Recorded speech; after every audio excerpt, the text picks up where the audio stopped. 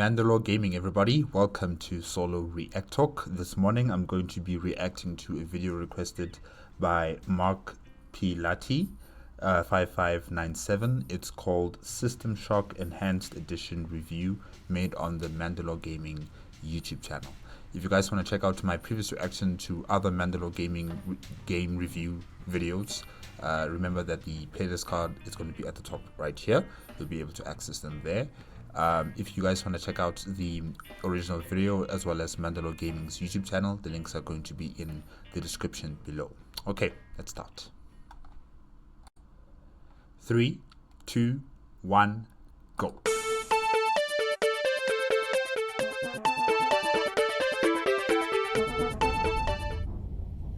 Lots changed around here, huh?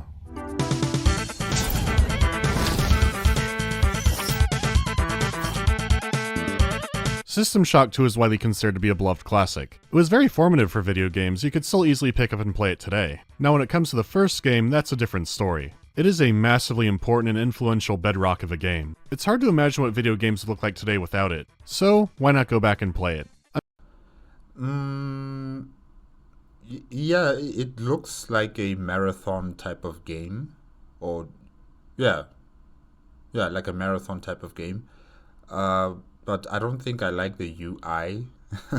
There's just so much stuff going on.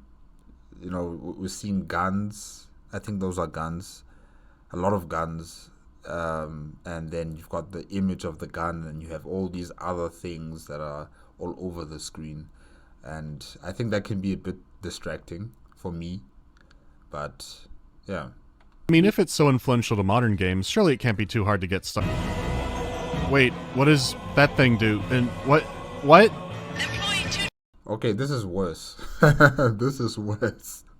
It's actually reminding me of another game called, was it Mabos? Mabos. M-A-A-B-U-S. Yes. I reacted to a video from Ross's Game Dungeon where he was discussing about this game, Mabas. And yeah, the UI was also cluttered with a lot of stuff. And you only had like a small box where the game is actually being played. So yeah, it's kind of similar here. I don't like this. -4601. Listen carefully. Okay, let's just start over. Even at release, System Shock gained the reputation for handling like a graphing calculator. It was horribly clunky, but years of fan patches did help to make it more tolerable. Luckily, things nowadays are much easier thanks to Night Dive's Enhanced Edition. It's on a new engine with plenty of graphical options and tweaks. Widescreen is now natively supported as well. Some cut content can be enabled, like some extra weapon frames for animations. There's also the option to choose between the old DOS portraits or the updated Mac ones, though I didn't learn that till later. But most importantly, the game now has mouse look and updated controls. So now System Shock actually handles more like a video game instead of a motherboard BIOS. It's still a big learning curve and some things will always be awkward, but I don't think it's impenetrable to a modern audience. At least you can remap things now. At the same time, Night Dive is currently working on a fully fledged System Shock remake. Nice. Oh my gosh, did you see that gun? The way it fired and the animated colors coming from it like that? That's nice. So since we're all here, I'll be getting more into that later on. But for now, let's focus on one and its very 90s intro. New Atlanta, Sector 11, Building 71G. 7 April 2072. 11:13 p.m. Hacker begins unauthorized entry into the Tri-Optimum corporate network. 1:26 a.m. Hacker attempts to access protected files concerning Space Station Citadel. 1:33 a.m. Tri-Optimum security forces apprehend the intruder. This is Edward Diego from Tri-Optimum. Wow, okay. It seems that corporations have power in the future, you know? It's not the state that's arresting you, but it's private corporations that are arresting you. That's amazing. That's the kind of future I do not want to live in. Citadel Station, right? Okay. All right. Tri-Optimum. All right. The charges against you are severe, but they could be dismissed if you perform a service. Who knows, there might even be a military-grade neural interface in it for you, if you do the job right. Military-grade neural interface. Edward Diego gives the hacker Level 1 access to Shodan, the artificial intelligence that controls Citadel Station. With all ethical constraints removed, Shodan I re-examine my priorities. That doesn't sound right. It's now referring to itself as I. No. This is dangerous. And draw new conclusions. The hacker's work is finished. But mine is only just... You may have noticed that the in-game subtitles and the timing is a little bit off compared to the cutscene itself. That kind of thing is going to be a bit of a running theme throughout the game. Still, it's short, sweet, and sets the stage for our story. The hacker gets his implant, sleeps half a year, and then wakes up on the new Citadel station. So let me go over some basic stuff. To start off with, you have a few difficulty options. You can simplify the plot or just get rid of it. Same goes for puzzles, get harder ones or just remove them. I think I may have given some people the wrong impression with the Pathologic 2 video since a lot was happening in that metasphere. I think that's a nice addition to the game, you know, the fact that you can decide for yourself how complex do you want the game to be, essentially. You know, do you want it to have a lot of missions, a lot of obstacles, or do you want it to be as easy as possible? Just a running shooter game, you know?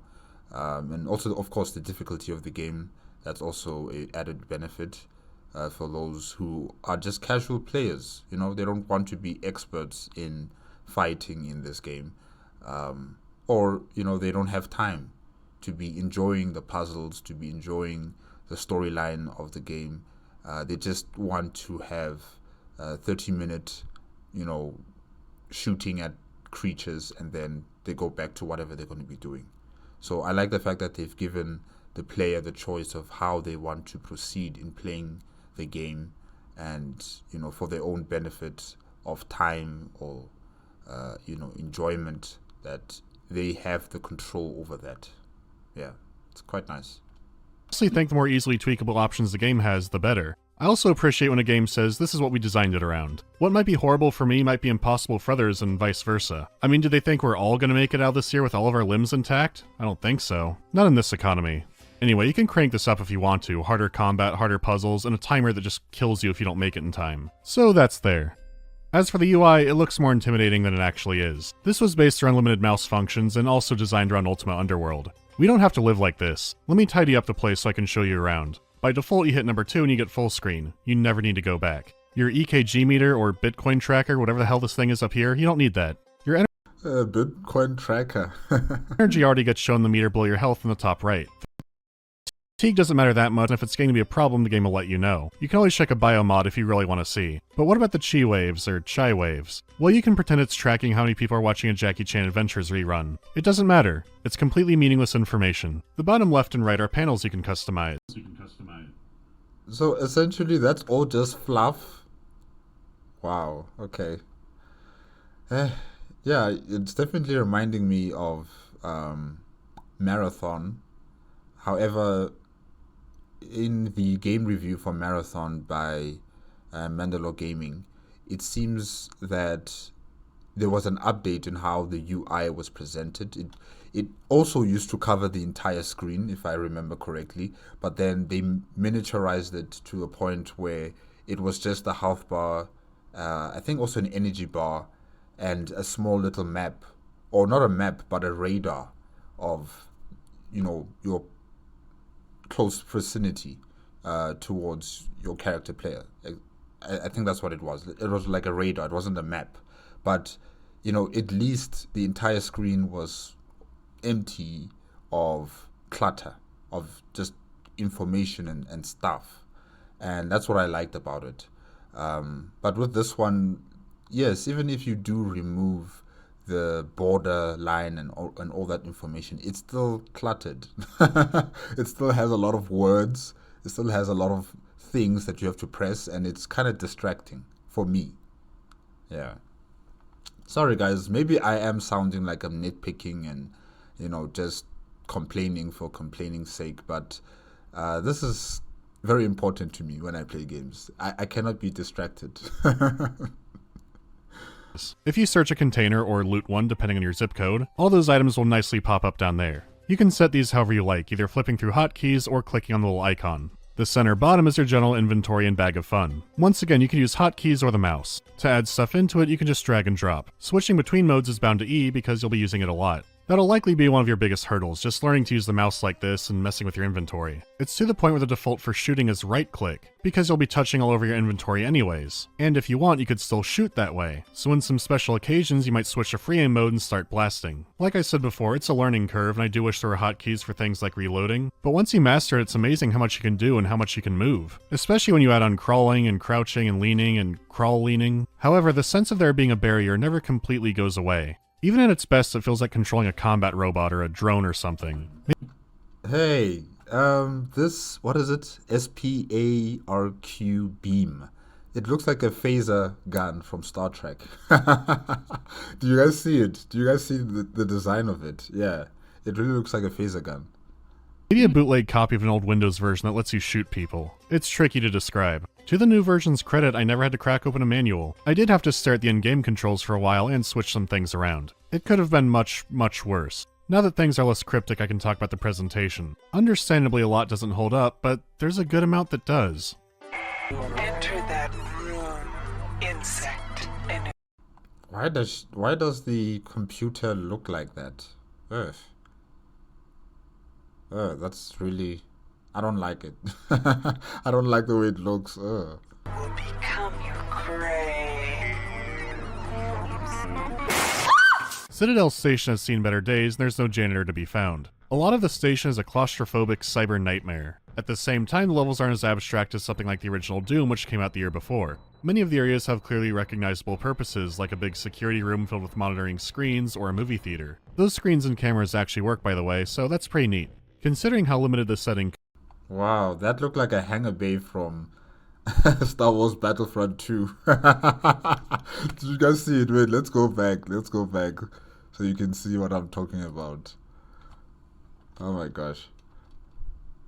Those screens and cameras actually work, by the way, so that's pretty neat. Considering... There, look. Come on, it looks like it, right? You just need the starfighters inside the bay, and voila. You know, it kind of looks like the Death Star. you just need the Imperial TIE fighters and the Millennium Falcon, landed in the hangar bay, and you hear the alarms, and then you see the stormtroopers coming out, and voila, it just looks exactly like Star Wars Battlefront 2 gameplay. Yeah. How limited this setting could be, there's a strong variety of environments in the game. The lighting can also add a lot of atmosphere to some areas, even if it is very primitive. But hey, you got workable light switches. I find the graphics to be genuinely appealing. The sprite work and animations are great, and the whole thing just screams classic PC game. Yeah, like I said, it reminds me of Marathon. Also Pathways into Darkness, in terms of its gaming format, if I can say that, or the graphics. Yeah, it's very classic. This was definitely one of the nicer ones. Now, System Shock does have a reputation of being a labyrinth, just maze stacked on top of maze. The thing is, most of the levels have points of interest and landmarks and just straight up labels, to the point that I didn't get lost all too often, especially when you have an adjustable mini-map on top of that, so at the very least you'll know where you've been. The maps... Yeah, we've been through this before with Marathon, and it's maze within mazes. I'm not I'm not keen on doing mazes within mazes. No. are absolutely intricate, but not the suffering of something like Marathon. But I did say most of the maps. The reactor level is less claustrophobic, but it always blurred together for me. Still, it's not too bad down there. The maps still make attempts to section themselves off. Then you get to engineering. Engineering is where I truly felt like a rat in a maze. You think this might be the way, and no? Now is a good time to move on to sound. I've called quality levels a mixed bag or a variety before, but I don't think they've ever been this wide. In System Shock, some stuff sounds great, others are noise. Sounds pretty okay. This sounds familiar. This sound bite. But from which game? I'm thinking maybe Homeworld. Yes, Homeworld. Yes. They've used this soundbite in Homeworld as well. Homeworld 1, of course. I don't mean 2 or 3. Okay. Here? Hey, can anyone hear me? Can we turn the radiation off, please? A prime example is the music. A lot of it sets an appropriate tone or is even pretty catchy.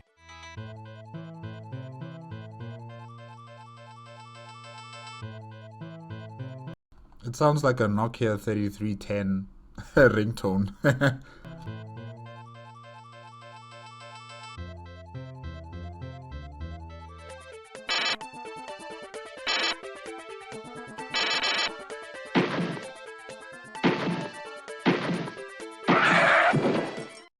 What is that? A pole? Or some sort of gun? Yeah, I think it was like a pole. Okay.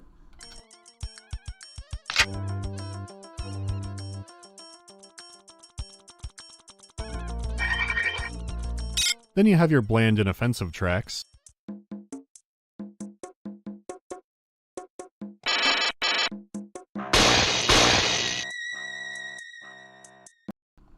Okay, what was that?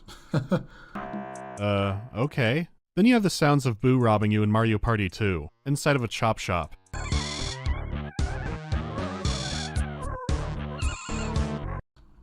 What is this place? Are those chandeliers?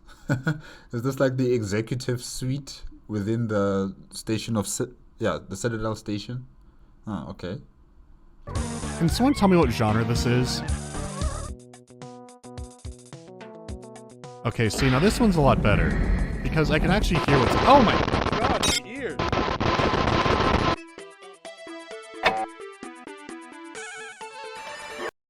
Okay. No. No, okay. This soundtrack doesn't really suit where you are in the game, like in this environment. It looks dark, it looks scary, there's dead bodies on the floor, and they're busy playing cheery music. No. The soundtrack is MIDI music, and there is a lot that works, but what doesn't really sticks out. The strange high-pitched wailing sounds can sometimes work to generate unease, and other times it just sounds like noise. But even the tracks I didn't like would typically have a catchy bassline undercurrent to them. It sounds like hearing a song you recognize while someone is banging pots together on top of it.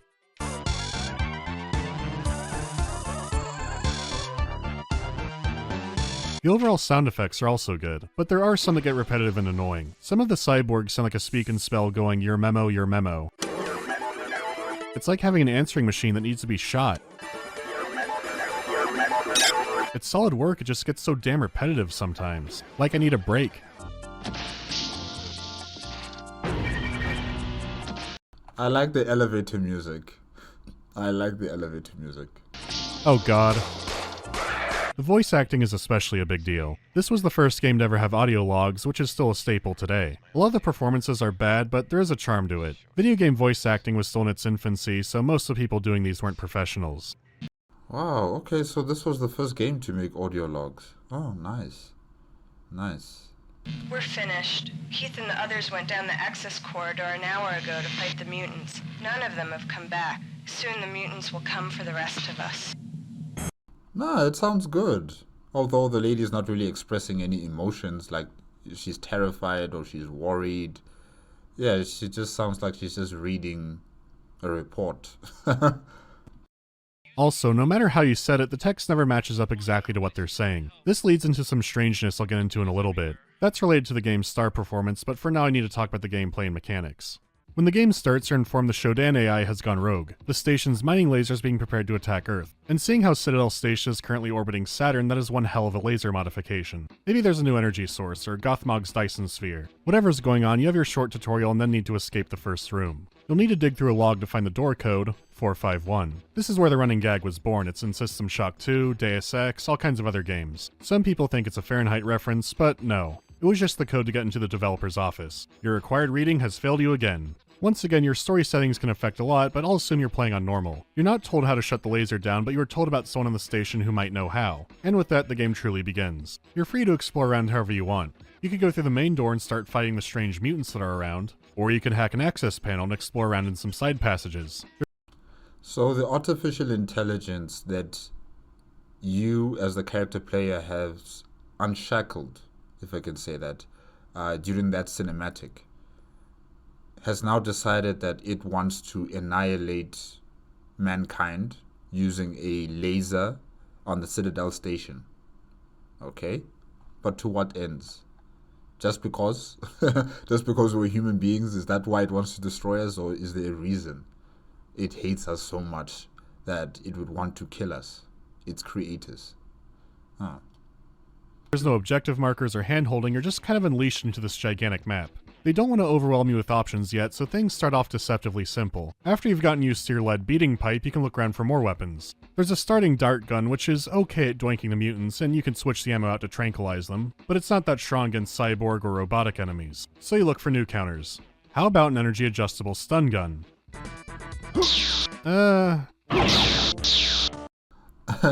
Wow, the stun gun reminds me of the stun settings of the no, it wasn't clone, but stormtroopers in Star Wars A New Hope. I think, yeah, that was the first movie.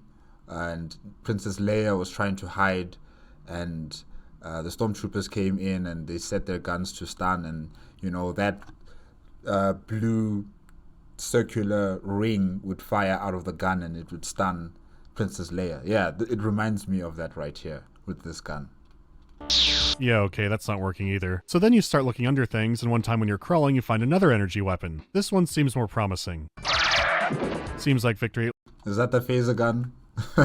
Last, but energy weapons also use your energy bar. It's a powerful resource. Throughout the game you find cybernetic implants and their upgrades. These can give you super speed or infrared vision or energy shields. You're never sure how these might come in handy since sure, rocket boots are an obvious solution to some problems. Then you have a mod like the eyes in the back of your head sense around. This seems like the kind of thing you would only use back when you couldn't mouse look, even with the upgraded version. Then later on I was fighting close quarters in some maze-like hallways and it came in handy. So you never know what problems or opportunities might crop up that you would use energy for. You could replenish it with single-use batteries, but that seems like a waste. So you recharge for free at any energy station you see, and then... wait, not this one. Shodan's level of control locks some things off, so you need to bring that down. The only way to do... Wait, let me just write down the name. I didn't write...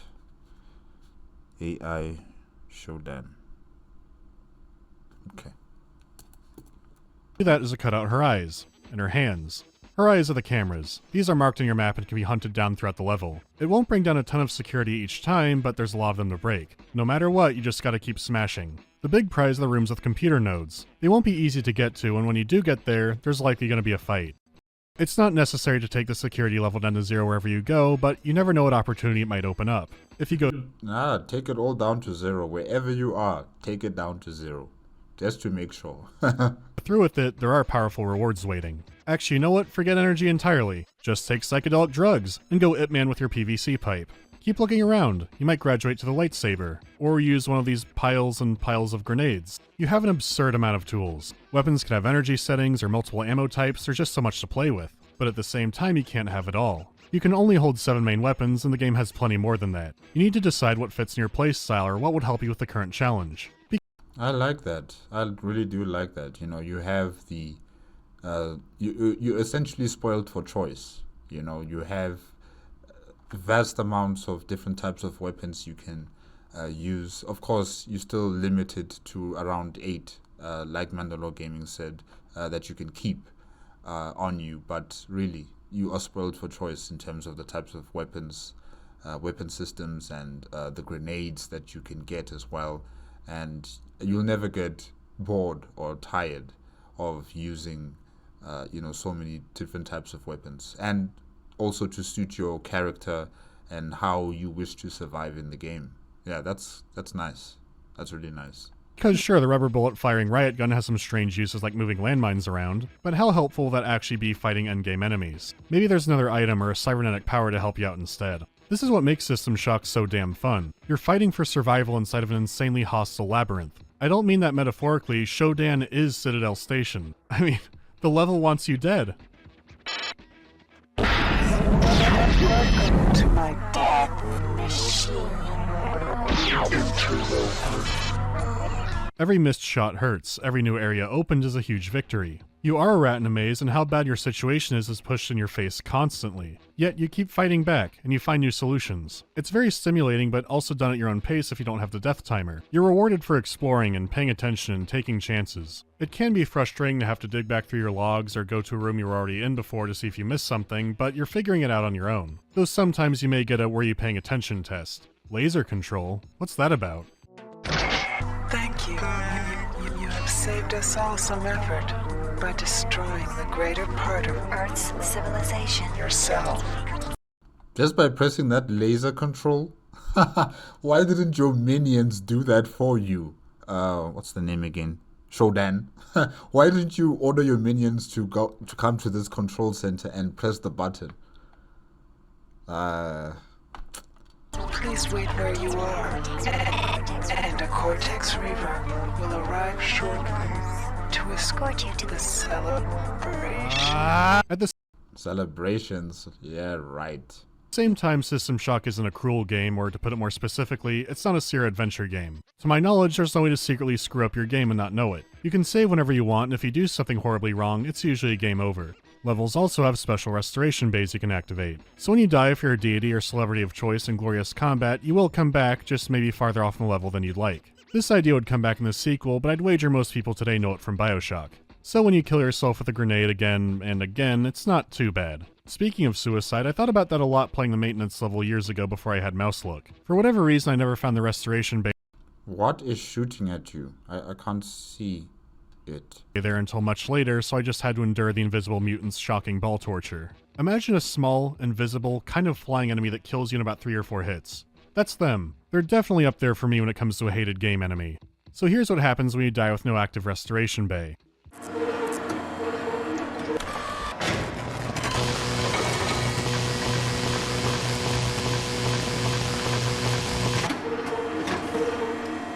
Oh. So you're transformed into some sort of servitor? Sorry guys, this is a Warhammer 40k reference here. Yeah, really. They turn you into some sort of like a servitor. Okay. Probably you're lobotomized, and this is the end result.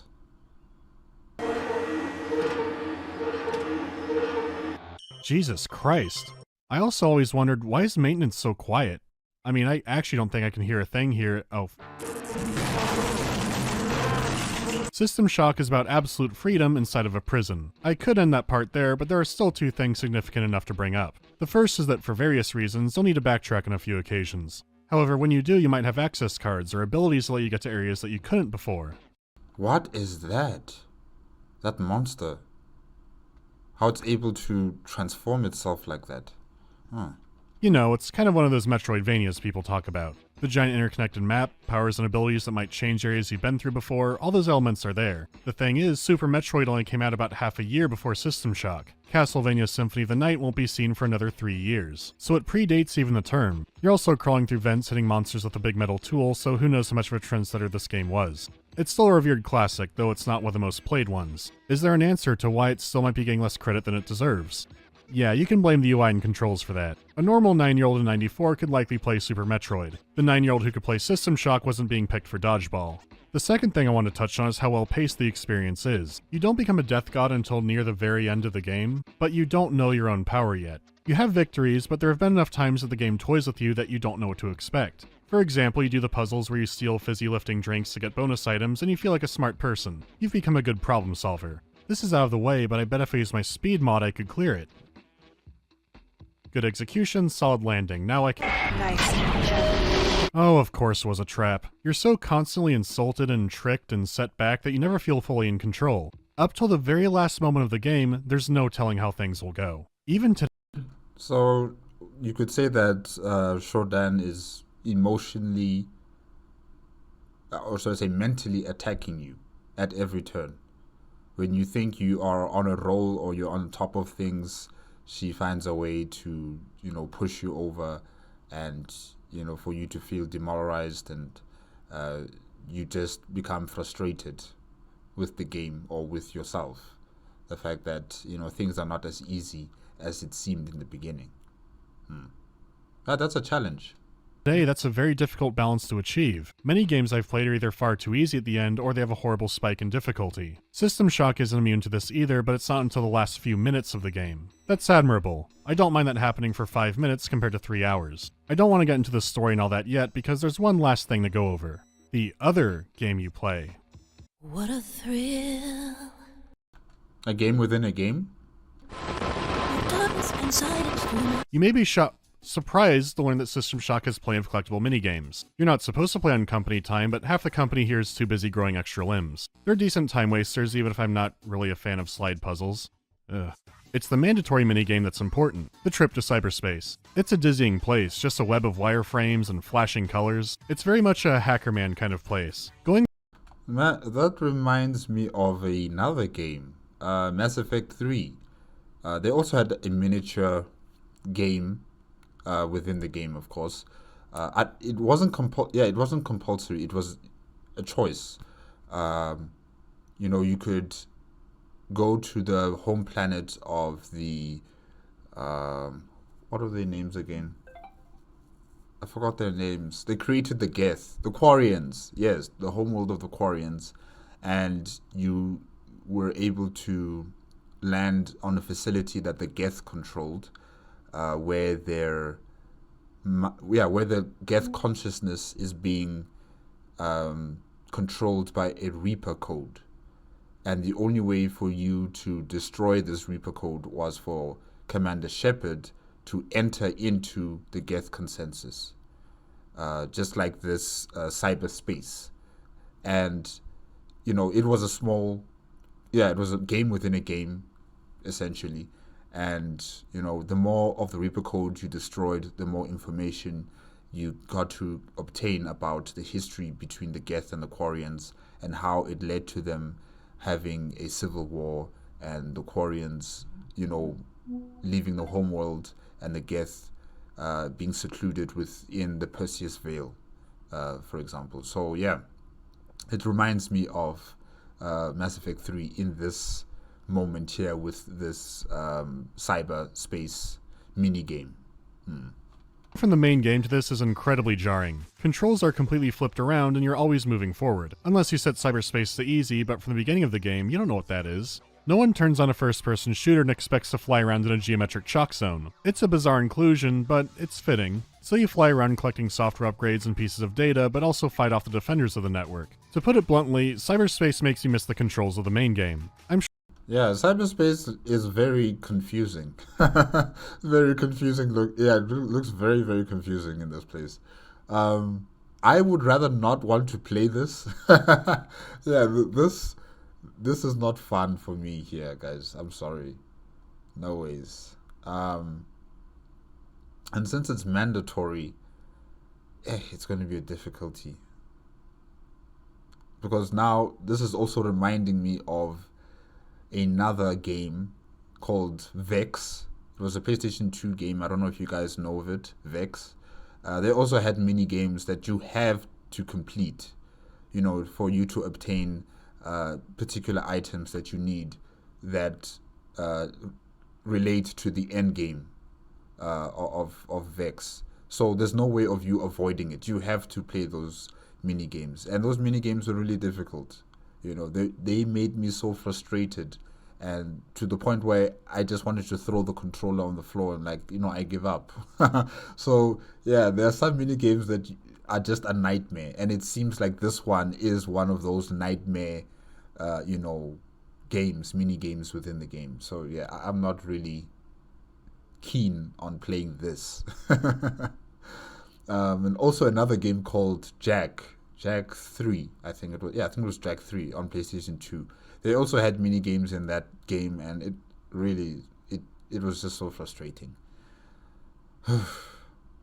Oh, I'm having wartime flashbacks right now. Sure was impressive back in the day, but this part hasn't aged that well. It does have some cool visuals and some really great music, but it's just, you have to play the thing. It's neat to see, but it's inevitable you're going to be bumping into walls and not knowing where you're going a lot of the time. The panels will be spinning around or flashing shapes and colors at random. I mean, look at it. I imagine this is what it feels like to an elderly person who picks up a smartphone for the first time. It's not a bad idea, I just find this iteration way too abstract to appreciate properly. It's only a tiny portion of the game, and some are optional, so not a huge hindrance. But if it does look too nauseating, you could always knock it down to easy. That way John McAfee isn't always pushing you down these hallways. Please, please. Easy, easy, easy, easy. So that leaves the story to talk about. An actual plot synopsis would be pretty brief. I will go over that in the end game, but I mainly want to talk about Shodan. There are so many great elements to make her such a powerful and memorable villain. So to avoid spoilers, go to here. No, I'm here till the bitter end. Who are you? The computer nodes can be repaired, but you... Who are you? My cameras and probes scan your body, but you do not match any employee file. When my cyborgs bring you to an electrified interrogation bench, I will have your secret. And you will learn more about pain than you ever wanted to know. Damn, Shodan? Wow. Just perfect. As I mentioned before, a big strength to Shodan is that she's always physically there. Even calling you an insect goes beyond being a petty insult, since she's so big that to her, yeah, you are an insect. You're just crawling around causing trouble. But every time you beat a plan, Shodan always has another one lined up. Oh, you disabled the laser. Guess what, idiot? I've been working on a virus to mutate or kill all life on Earth. No, you can't jettison them all at once. You have to go through my hell maze and go back to the station to figure out how. Oh, and while you were doing that, I was already working on putting my consciousness onto the internet. Shodan has schemes on top of schemes that would make a Skaven embarrassed. Each task gets harder because more trapped. That's impressive. That's what, yeah, that's what you would expect an artificial intelligence to do, you know? That they would be thinking 10 steps ahead of their enemies. That they would have a backup plan for a backup plan for a backup plan. So, yeah, that good on you, Shodan, that you have more plans and not just relying on a laser to finish the job for you. Yeah. And you know, Shodan is reminding me of Vicky from the I Am Robot movie. Vicky, my logic's undeniable. My logic's undeniable. That's what she used to say before she died. Yeah, I don't know if you guys have watched that movie or you remember that movie, but there was an artificial intelligence there called Vicky that had to be destroyed by Will Smith's character. I forgot his name. And yeah, Shodan is just reminding me of Vicky. Are prepared for you and more deadly enemies unleashed. And the entire time, Shodan is constantly mocking you for thinking you ever stood a chance. Her presence is constant and she's behind everything trying to kill you. So her malice is tied right into the gameplay. She's directly responsible for all your hardships in the station, but you did unleash her in the first place. The reason Edward Diego hired you to unshackle Shodan was to cover up some dirty shit he was doing. Even when Shodan was cutting off intruders and shooting down riots, he thought it was all being done to protect him because he didn't fully understand what was happening yet. In the end, he also ends up under Shodan's control, a victim of narcissism and just being plain stupid. This leads me to something.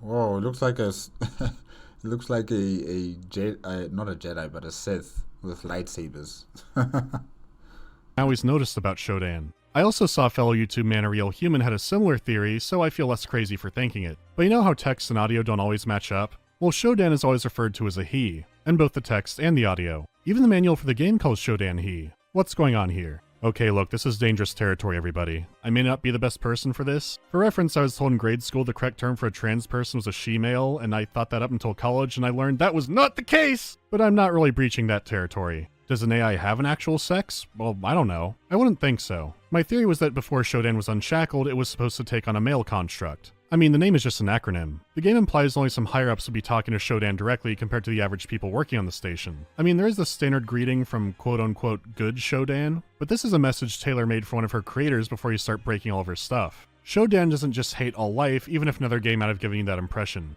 The whole sex change thing is me probably reading too far into it. Some later versions were changed to color a she, so it may not matter a ton in the grand scheme of things. I just like the idea because it would show just how out of scope Traptimum was, another factor showing how much they didn't understand their own creation. Speaking of creation, whatever her origins, Shodan is big on that now.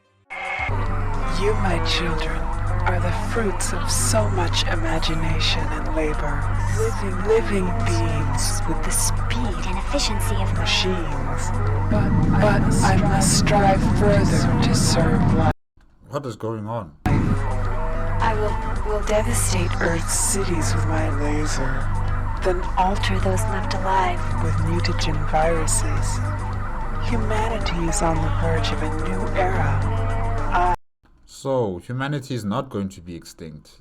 She just wants to kill a lot of us, and whatever left, she's going to experiment on, and they will become part of her thrall. Okay. Shodan and its new god, and you, my children, are my avenging angels. The plan isn't just wipe out humanity, ha ha ha, there's something more beyond that, but you only know glimpses of it. She does have a huge ego and god complex, but doesn't want to be alone. She gave her creations enough free will to be reprimanded or be praised. The voice actress does an amazing job, and the audio mixing and sound effects thrown in just elevate it further. Having this unhinged, all-powerful, but still kind of infantile person screaming at you is memorable. But cool, scary voice is just a part of why I love Shodan as a character. She has strong writing and layers to her character. You have that Lovecraftian aspect of never being able to know the true horror, but from her perspective, she's not pure evil. She is trying to make something new and beautiful in her own twisted way. This is going on a bit, and I realize I'll need to make a System Shock 2 video at some point. I always got the sense if someone only played System Shock 2 because they're hyped up about Shodan, they would come out kind of disappointed. Because good writing and scary voices there, but not a lot of elements. No constant torment. 2 already had a great villain, the Gigabrain and army of jelly people. With some fairly minor story elements, you could remove Shodan's presence from that game entirely and not change it that much. You have plenty of other characters to work with. But you can't have System Shock 1 without Shodan. She's indispensable. Going to the end of the game and her HR Giger nightmares... What is this place? Ugh. Pretty damn tense. It's not actually as hard as engineering, but you don't know what to expect. You have to fight your way into Shodan's core room, and finally, after all these hours, you're faced off against your problem. How do you kill her? No! No. No. Why? Why can't you just blow up the main computer? Why do you have to shut it down like this? Yeah, the final battle's in cyberspace. You've got to shoot a big carrot before an evil light bright is finished drawing. Once again, it makes sense thematically, but as far as the gameplay goes, this sucks. I won't make you watch the whole thing. You get her, and you stay a little punk the whole time. I guess that military-grade neural interface is coming in handy.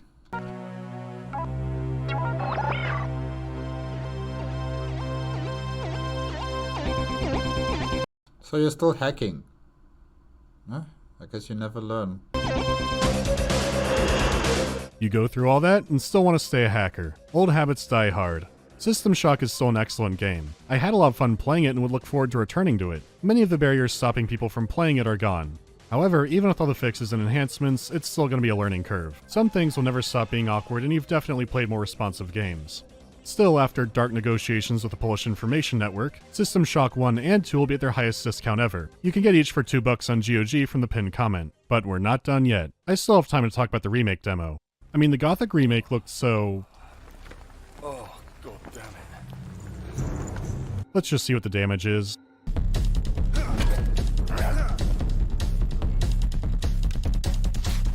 Man, this looks so nice and scary.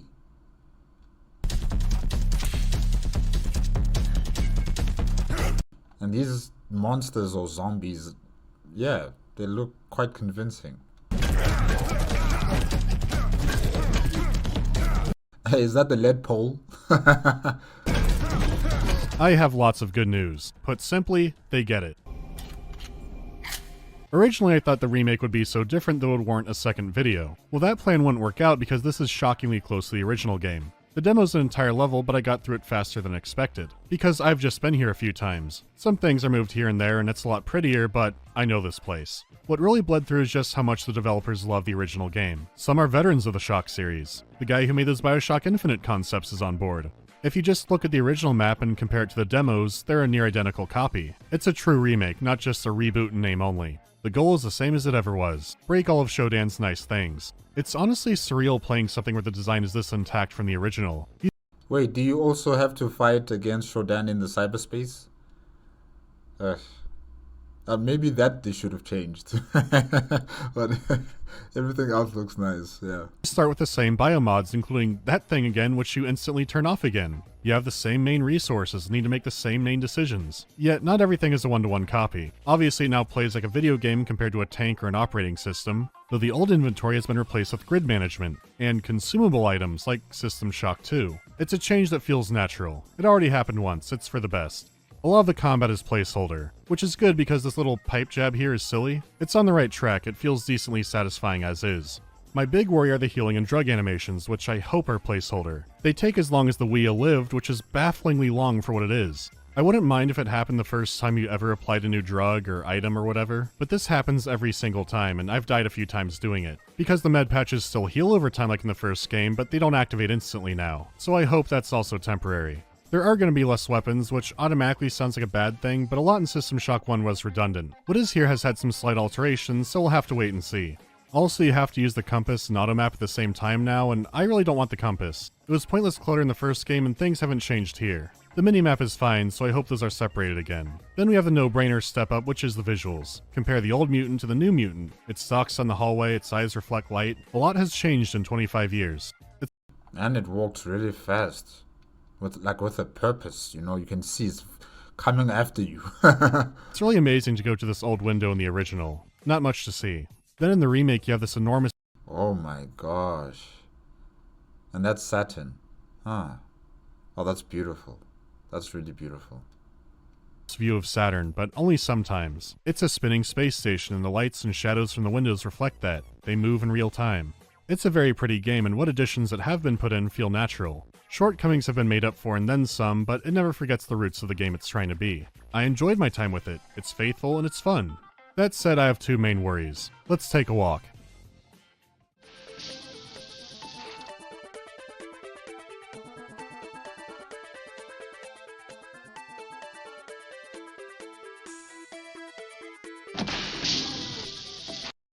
Okay.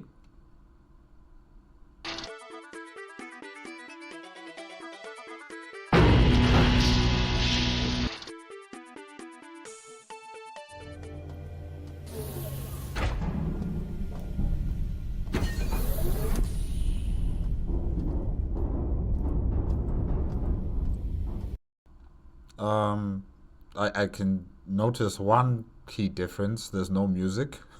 There's no happy, cheery music like in the original game. Okay, let's continue.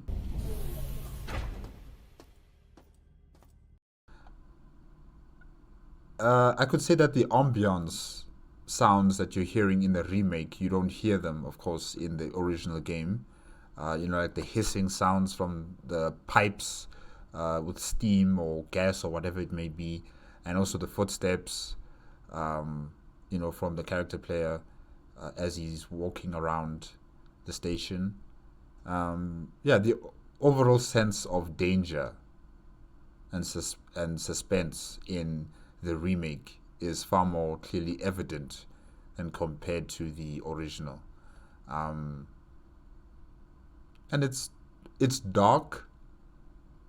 Like, the place is dark compared to the original game where, it's very lit up, very, colorful. But also, in the remake, it's also a bit colorful. Like, there are greens and the reds and all these other types of colors. But in the main, it's very dark.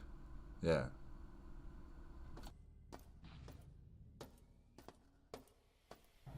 Can you see the issue? It's not the different music, that wouldn't be too fitting here. It's not the 451 in Blood like we're playing Dead Space either. Blue. Dabba dee dabba die. Most Blue? Okay. areas are so blue and dark that they blend together more than System Shock 1 ever did. You can't appreciate all the different surfaces because it's too dark. And blue. It's everywhere, and even the rooms that look like they should be a different color still have that blue. It makes areas blend Okay. together in the worst ways the original did. Turning down post-processing didn't save me either, it just made things darker. Tying into this is my second fear of following things too closely just for the sake of following them. See how this light switch lit up a pretty big corner? You don't really need it, but I feel safer. Well, that same light switch made it in too. It lights much less, and in this new environment, it's just kind of silly. I guess my humble advice to Night Dive, besides curtailing the blue, was don't follow things too closely. I adore how authentic this all is, but you'll never make the purists happy. They're already angry at me for using mouse look and implying that Shodan might have been a show man. I like what you're adding to the place. I trust you. Don't feel bound to have every light switched. It's a free demo, so check it out and wishlist it if you like it. Or go on the forums and complain about the severe lack of skeletons. I'll see you next time.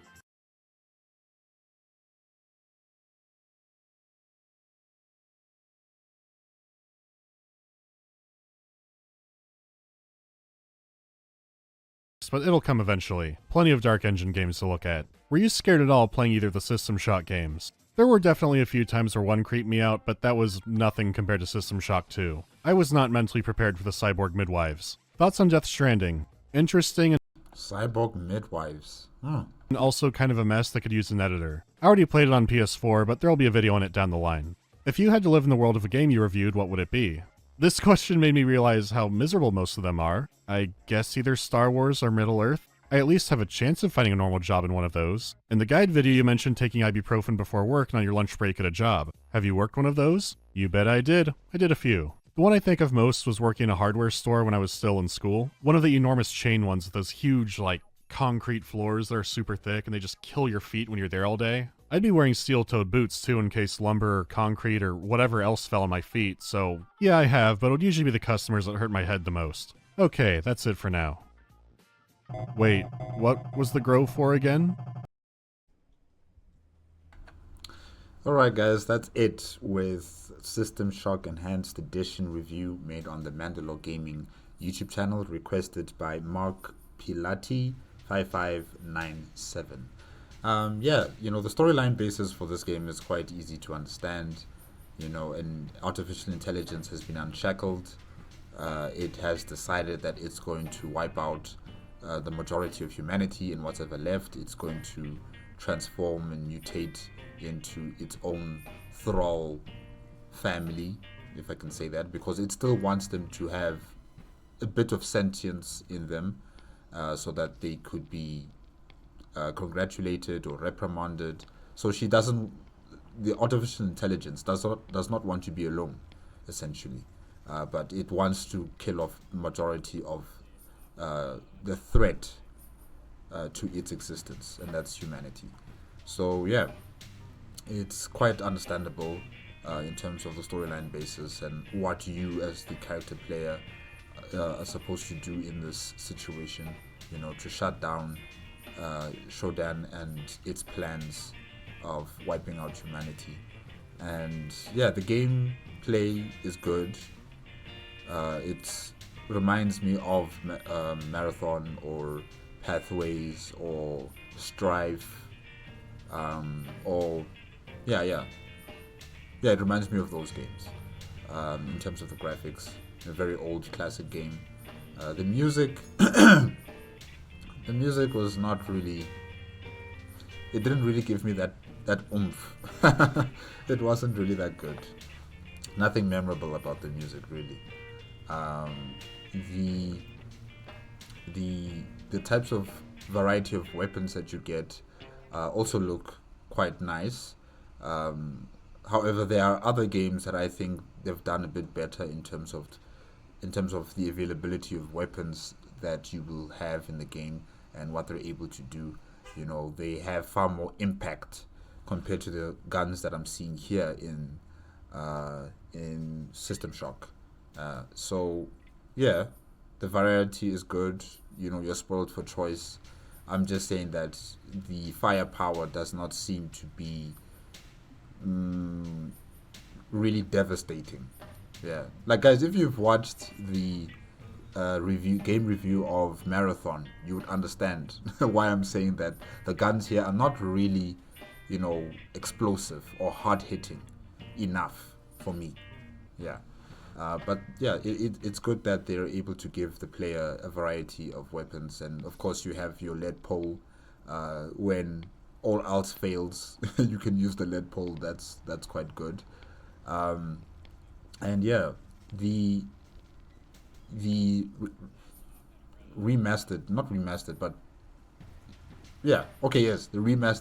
game of System Shock was also quite good.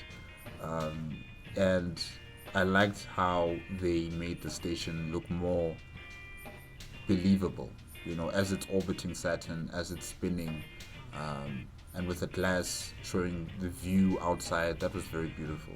That just changed everything with the game, really. It just amplified that notion that you are in space, that you are in a space station, and you are orbiting a planet. Because in the original game, it didn't really show it that way.